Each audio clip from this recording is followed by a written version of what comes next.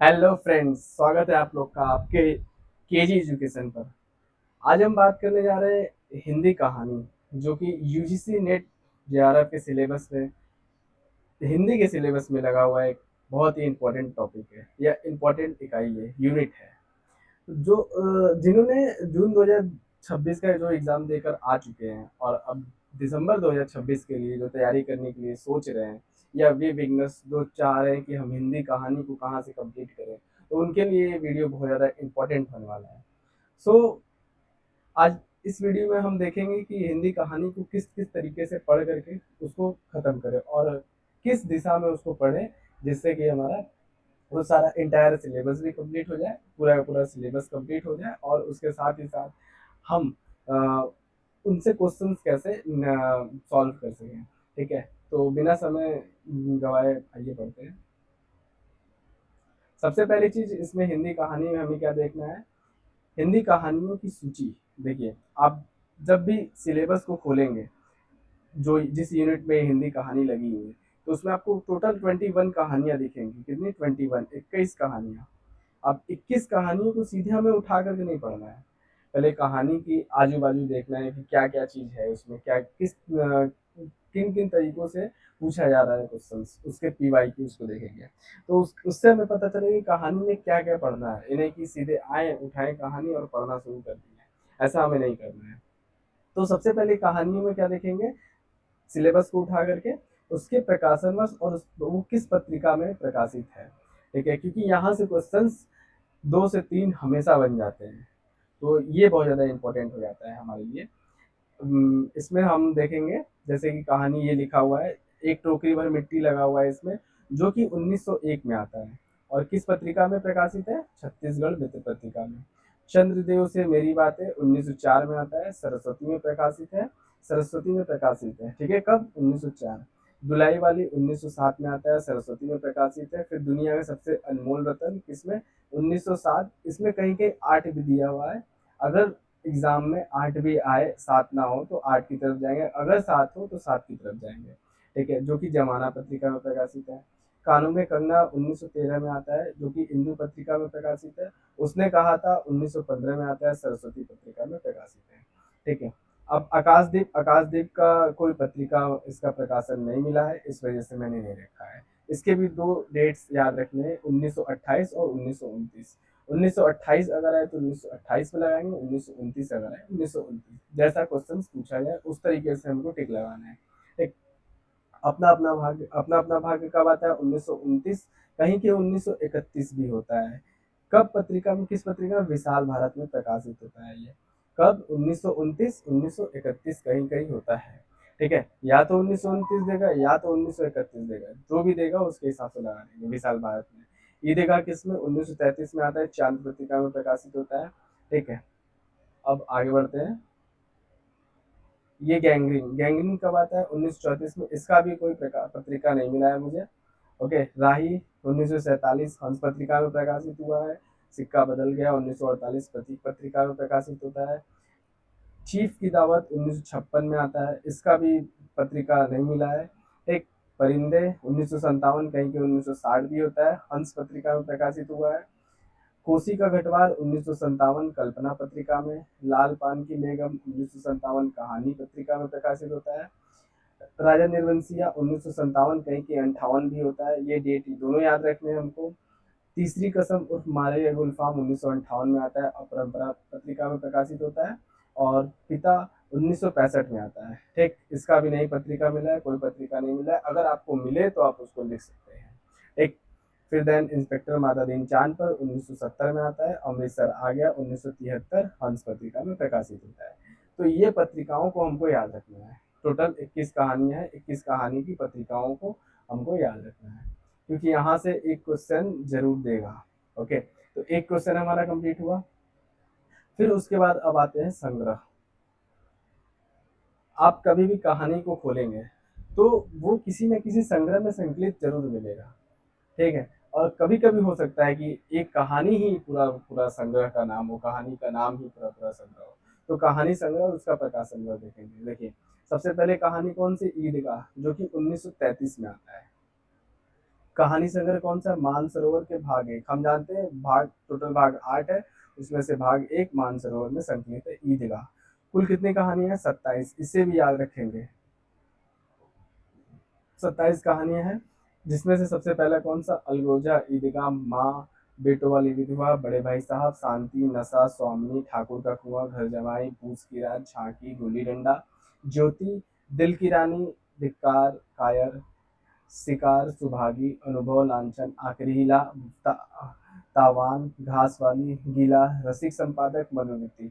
इन सबको याद रखेंगे क्योंकि ये एक में दे देगा कि ऐसे मनोवृत्ति किस संकलन में संकलित है।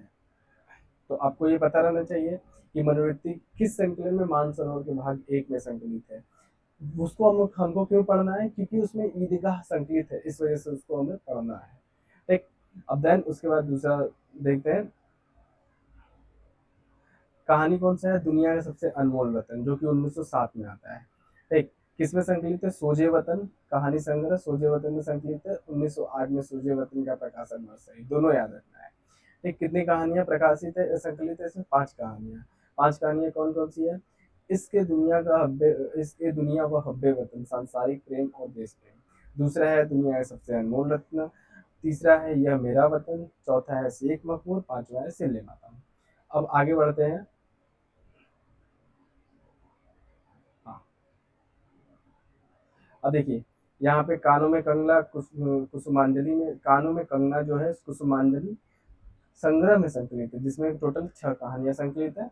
एक, जिसमें टोटल 6 कहानियां संकलित है। अभी इसका मुझे क्या सारे के सारा नाम नहीं मिला है मुझे, बस केवल ये मिला है कि 6 कहानियां हैं इसमें। ओके, आप इसको सर्च करके देख करके अगर आपको मिल जाए तो उसमें अपने नोट्स में इसको लिख लेना है, बाकी मुझे भी मिलेगा तो मैं ला करके आपको दिखा दूंगा। आकाशदीप जयशंकर प्रसाद का है। किस कहानी संग्रह में संकलित है? आकाशदीप कहानी संग्रह में संकलित है। प्रकाशन वर्ष क्या है? 1928-29। कुल कितनी कहानियां? 19 कहानियां इसमें संकलित है।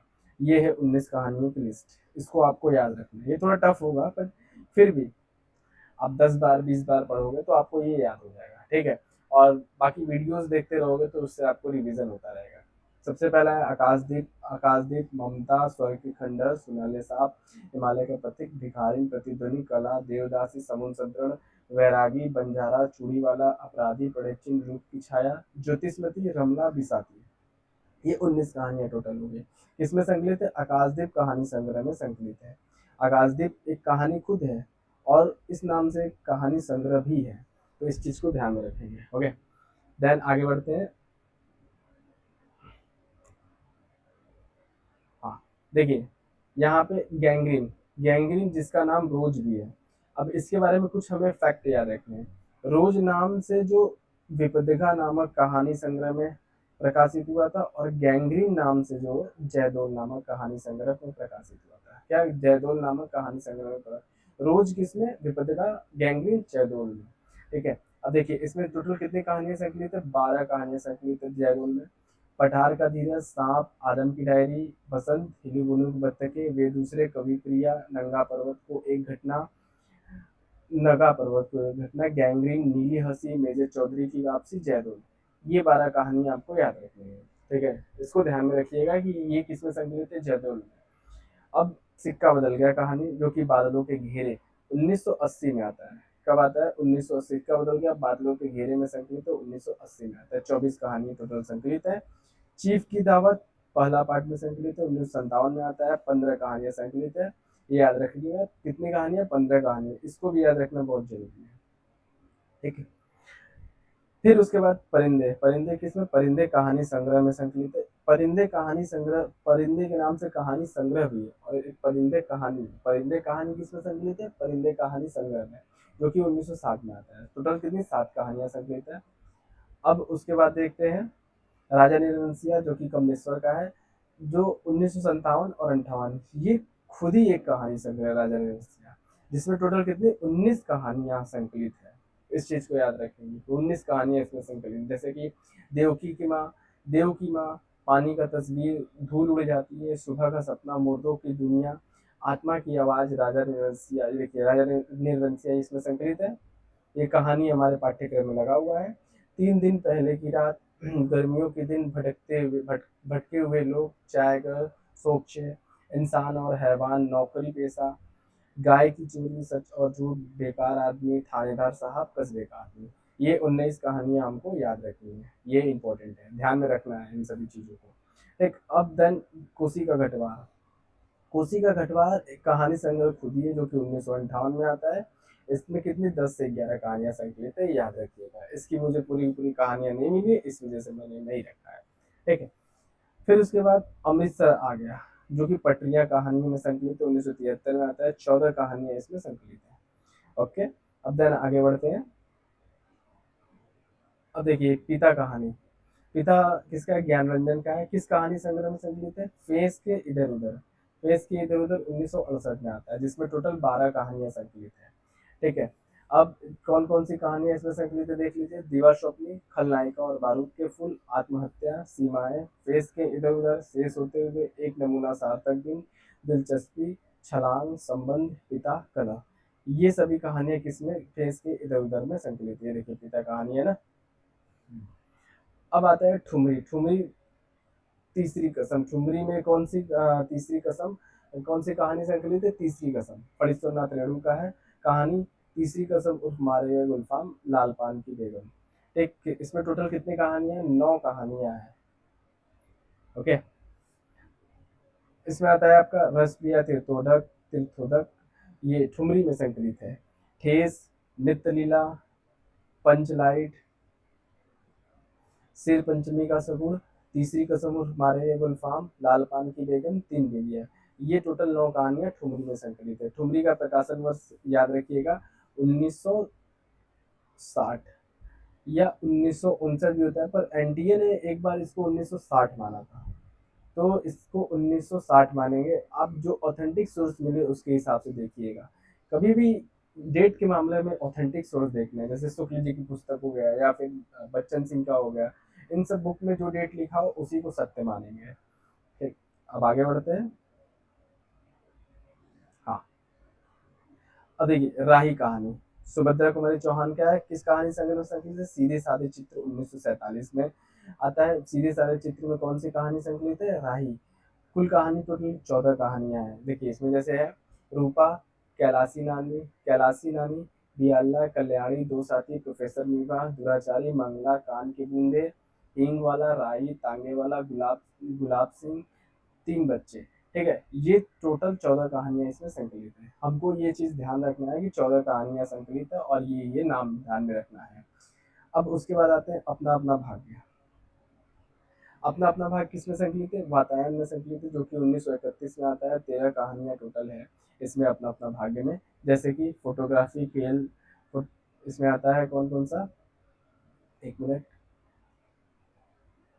हाँ, इसमें फोटोग्राफी, खेल, चोरी, अपना अपना भाग, अंधे का भेद, दिल्ली में, आतिथ्य, ब्याह, निर्मम, साधु की हट, चलचित्र, तमाशा, भाभी। ये सारी के सारी किसमें? अपना अपना भाग्य में संकलित है, सॉरी वातायन में संकलित है ये सारी कहानियां। ठीक, जिसका प्रकाशन वर्ष भी ध्यान रखना 1931 में आता है। अब ये हमने क्या क्या पढ़ा पहले देख लेते हैं। हाँ, सबसे पहली चीज हमने पढ़ा क्या?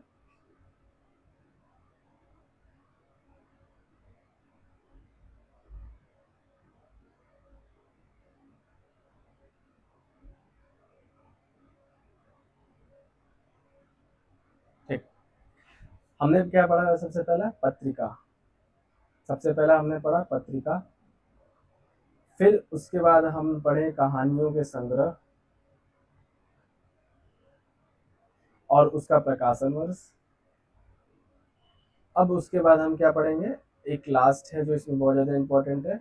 जो भी राइटर लगे हुए हैं हमारे सिलेबस में, जितने भी राइटर हैं, उन सभी राइटर्स का हमें जन्म वर्ष के हिसाब से, जन्म वर्ष के अकॉर्डिंग, मतलब उसके क्रम में हमको लगाने आना चाहिए और उनका जन्म वर्ष याद रहना चाहिए। तो ये देखिए इसमें दिया हुआ है आपका, जैसे माधवराव सप्रे का, ये ऑथेंटिक सोर्स है, आप इस पे विश्वास कर सकते हैं और इसको याद कर लीजिएगा, क्योंकि इस तरीके से आप लगाएंगे तो एग्जाम में क्वेश्चन नहीं गलत होगा। ओके, माधवराव सप्रे का 1871 में आता है। प्रेमचंद 1880 में आते हैं। राजेंद्र बाला घोष, जिसे बंग महिला भी कहते हैं, राजेंद्र बाला घोष,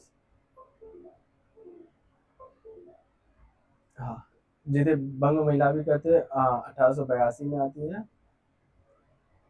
चंद्रदशमा कुंडली 1883 में, जयशंकर प्रसाद 1889 में आते हैं, राधिका रमण प्रसाद सिंह 1890 में आते हैं।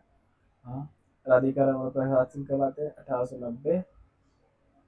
सुभद्रा कुमारी चौहान 1904, ज्ञानेंद्र आते 1905, अज्ञे 1911, भीष्म साहनी 1915, फणीश्वरनाथ रेणु 1921, हरिशंकर परसाई 1924, कृष्णा सोबती 1925, निर्मल वर्मा 1929, कमलेश्वर 1932, शेखर जोशी 1932, ज्ञानंदन 1936। इस चीज को हमें ध्यान में रखना है।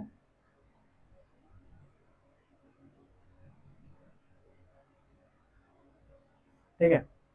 सो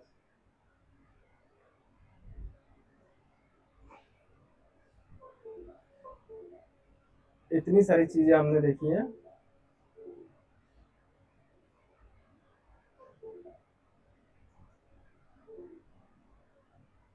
इनका जन्म वर्ष हो गया या फिर इनका प्रकाशन वर्ष, इनका प्रकाशन वर्ष और जिन जिन पत्रिकाओं में ये प्रकाशित है वो सब हमको ध्यान में रखने हैं, कभी भूलने नहीं है।